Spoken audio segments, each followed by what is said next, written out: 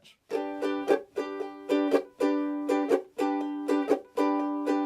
Here we go.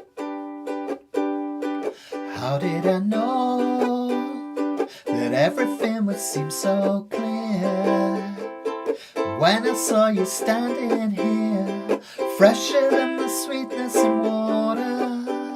Isn't that lovely? Just as light will help to shine away ahead. I heard it all in what you said, 'cause what you got is sweeter than water.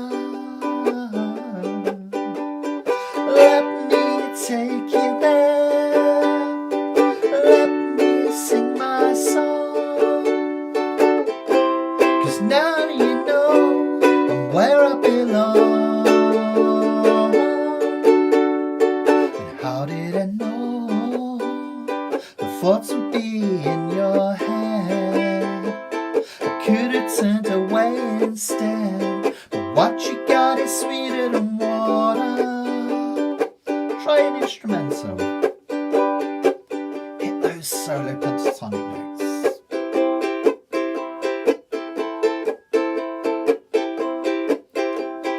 What you got is sweeter than water.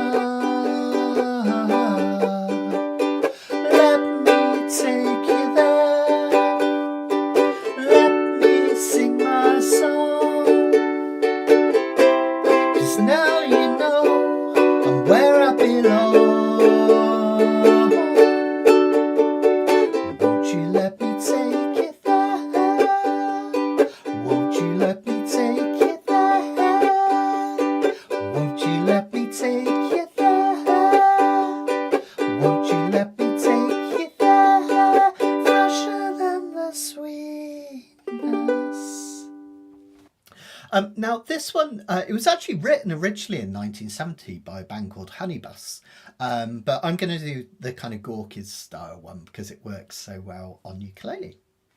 If we have a look at the chords, there's a tough one that comes up in the chorus, but the verses are really easy peasy lemon squeezy. Okay.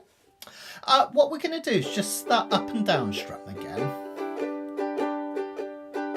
But this one does have a bit of swing, so instead of dead straight, imagine every time you strum down your fingers got stuck in treacle and the up strum's slightly quicker.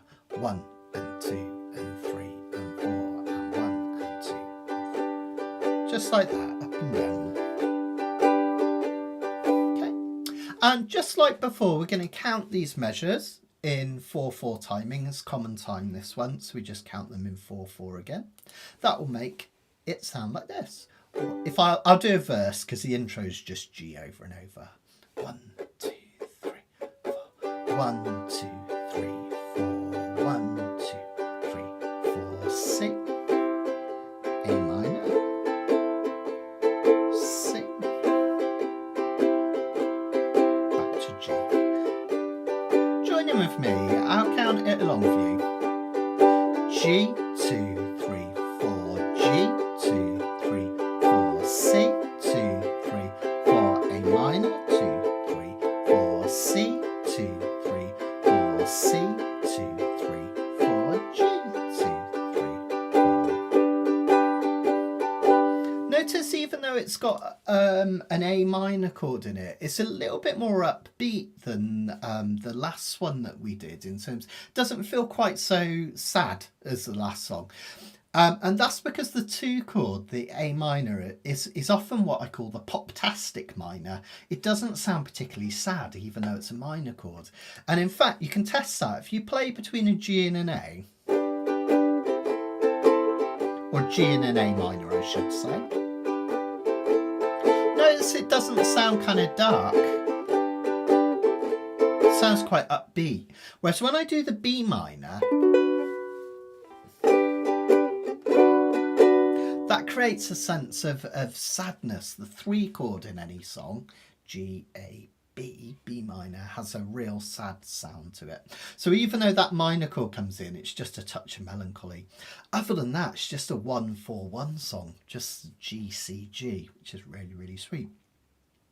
In the chorus we have something slightly different. We do have that 2 chord coming in because we want a touch of sadness in it. So it starts off with another G again. Then we go to the 5 chord. And normally the 5 chord is followed by the 1 chord again. But this song does a similar trick to the last one. Rather than going back to the 1 chords, we get the 2 chord, which gives a slight sense of sadness. The 4 chord in C. And then this 3 chord, the sad one. Now, there's a couple of ways you can play this one. The most important thing to notice with this chord is I'm going to have to bar the 2nd fret no matter what I do, unless I did a kind of funny version like this, which is just about possible. But what I do is I bar that 2nd fret. Now, everyone hates a bar chord, but notice a couple of things that will really help with this bar chord. Quick couple of bar chord tips, if you like. What I'm going to do is make sure this index finger is as close to this metal fret as possible. It's really important when you're doing bar chords, because if I play back here, this is the area of the fret that has the most tension. I have to push down quite hard to get these strings to touch the wood. But as I come more in this direction, I don't have to press so hard to get those strings to touch the metal. In fact, if I show you, if I start on the left, have a listen. It's quite hard to get a clean chord, but as soon as I go to the left, that rings true. Another thing, try and make sure you've got at least the tip of your finger showing over the fretboard. You don't want to come down here. The reason being, this is the weakest part of your finger is here. Strongest part of your finger is the lowest part. So if you use some of the lower finger, you'll have a bit more strength. And it will also allow this ring finger to reach up and touch the 4th fret of the G string. Okay. These fingers aren't doing anything, they're just lifted out the way. So remember, with a bar chord, you don't want to strangle the uke to death. With this finger, really it's all about just covering these 3 strings. These are the important ones. So put most of the pressure in the lower part of your finger, and then reach up and over with that. If you super struggle with that one, you could get away with just strumming the bottom 3 strings of the 2nd fret. Okay, you've got to be careful not to hit this G string, so just strum near the bottom. Okay, but give it a try if you can. That B minor. Then we've just got a D chords, which is all about tension, often comes at the end of a section because it makes you want to go back to the start, basically. So if I was to do that chorus, that would sound like this. 1, 2, 3, 4, G, 2, 3, 4, G, 2, 3, 4, D, 2, 3, 4, A minor, 2, 3, 4, C, 2, 3, 4, B minor, 2, 3, 4, and D. Really sweet. Now what we're going to do on this one is we're going to do a little bit of chucking because it sounds really nice. And in fact, the intro of this song is just a G chord chucked again and again like this. It gives this nice kind of vibe, right, and groove. And you hear this on a lot of songs. A lot of kind of Brother Is type stuff has this chuck pattern. A lot of Islands style stuff and things that have been influenced by that feel. So you hear it in songs by Bruno Mars and bands like that as well that just have that nice island vibe. Jason Mraz, what's his song? I've forgotten it. I'm Yours. That uses this pattern as well. And it's really simple to do. It really intimidates people, but it's not half as hard as it looks. What we're going to do is we're going to follow this really simple pattern. So we're going to start, this is what kind of throws people. We're going to start with an up strum and we're simply going to go up, down, up. Up, down, up. If you like to think of things phonetically, if you've been doing my lessons, that's like and running, up, down, up, down, up. let's add another down at the end. So we've got up, down, up, down. That will look and sound like this. Up, down, down. Okay. Up, down, down. Let's just do that over and over. Up, down, up, down, up, down, up, down, up, down, up, down, up, down, up, down. Now you're halfway there, believe it or not. What we're going to do now is we're going to add the chuck. Now the physical kind of, the actual physics of making a chuck, what you can do is just let all of the tension go out of these fingers. They don't come off the strings, that's really important. They stay touching the strings, but I don't press. If I press, I get a G chord. If I let all the tension go out my fingers, I get a chuck sound. Okay? Now you could just do that. And already, even though this G string's ringing out, it sounds nice. But if you want to make it really clean as a chuck, what you can do at the same time is just introduce this little finger and it just has to touch the G string. Okay, like that. Doesn't need to press. If you press, you'll get a weird chord. But if you just touch, you can even cover all 4 strings of it if you want. And that gives you your chuck, right?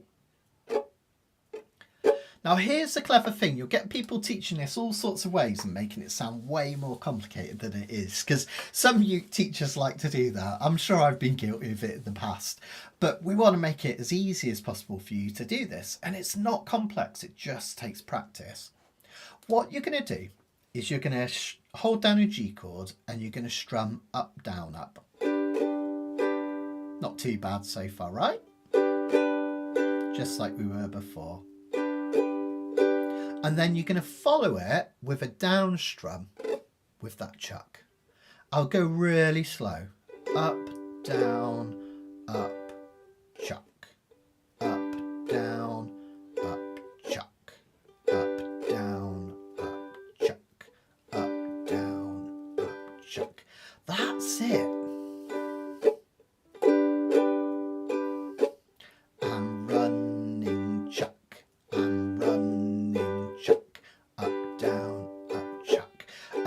Just like we're doing the claw hammer, if you practice that a little bit every day, speed up as you go,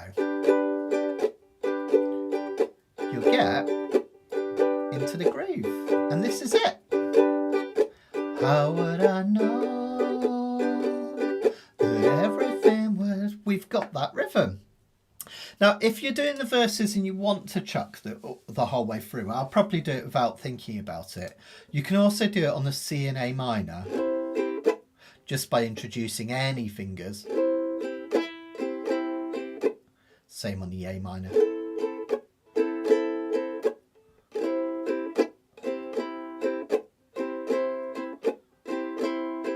But what I would do is just practice it on the G chords for now, just to get used to it and just to give it a go. One of my catchphrases, as you guys might know, is if it feels good and it sounds good, it is good.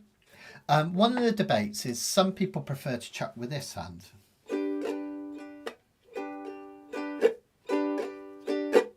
Now I find that tricky, but what people do is they do the up, down, up. And as they come down with this hand, they mute with this palm as these fingers extend out.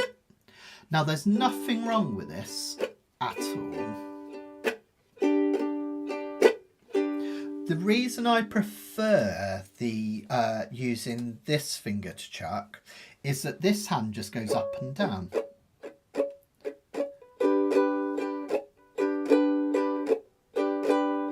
And that means you can hold your groove better because you haven't got to think, what is this hand doing? It literally just goes up and down. And then in your brain, you think up, down, up, chuck, up, down, up, chuck, up, down, up, chuck. All right. And that will just give you a nice kind of groove to it, makes it easier. Now, what we're going to do for this one is the verses we're going to chuck and that little intro we're going to chuck. Now, if you haven't got the chuck yet, don't sweat it, just strum up and down and you'll be fine. You don't have to put it in, but it just sounds cool if you do. All right, so I'll take the chucks and you can strum up and down at the same time and it'll sound absolutely fine.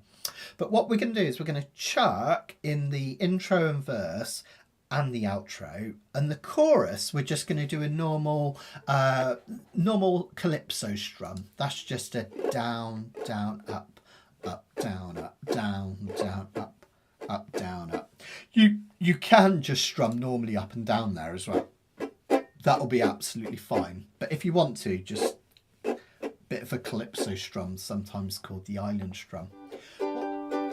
How did I know that everything would seem so clear? It's when I saw you standing here, fresher than the sweetness in water. And just as the light will help to shine away ahead, I heard it all in what you said, 'cause what you got is sweeter than water. And then I stopped chucking here. Let me take you there. Let me sing my song. 'Cause now you know where I belong. And how did I know? So did you notice how when it went to the chorus, because I stopped chucking, it had like a different feel to it? That's something that I'm really passionate about. If you can do something different on verses and choruses, it really lifts them. Because of course when a band plays, they get, the drummer does something different, the bassist does something different, maybe an electric guitar comes in or another instrument. But we're solo instruments, all we've got, you know, is this one ukulele. So if you can vary it a bit, it sounds fantastic. One. Now you can also do a solo if you'd like to. There isn't much of an instrumental verse. There's a slight one here if you wanted to have a go at it. Now this song's in the key of G major, so you can either do two things. You can either do the G major scale, and just a reminder, look for patterns. So for this one we can play open E, 2nd fret, 3rd fret, and then your next two dots, 5 and 7, and exactly the same on the A string, off, 2, 3, 5, 7. Okay. Whoops.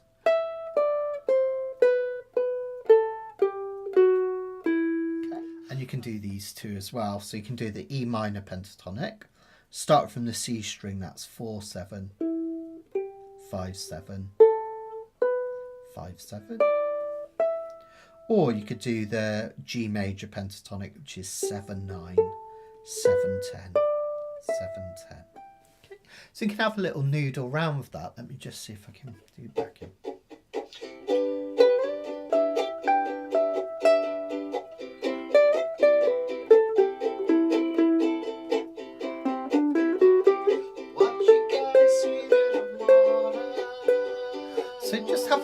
Noodle. Notice that you heard my voice singing. That was me on the recording. I literally just record a backing track on my iPad when I do that, if you ever want to do it yourself.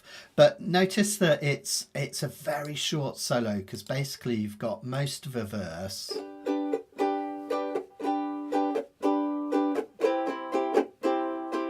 and then when we get to this C chord, the words come in.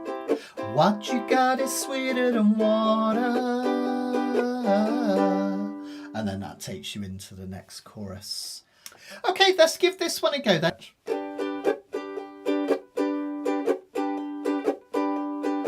Here we go. How did I know that everything would seem so clear when I saw you standing here, fresher than the sweetness in water? Isn't that lovely? Just as light will help to shine away ahead, I heard it all in what you said, 'cause what you got is sweeter than water. Let me take you there. Let me sing my song. 'Cause now you know where I belong.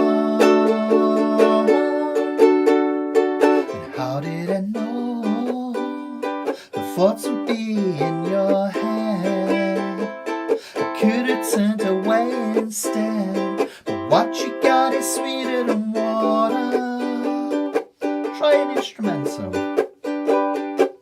Hit those solo pentatonic notes.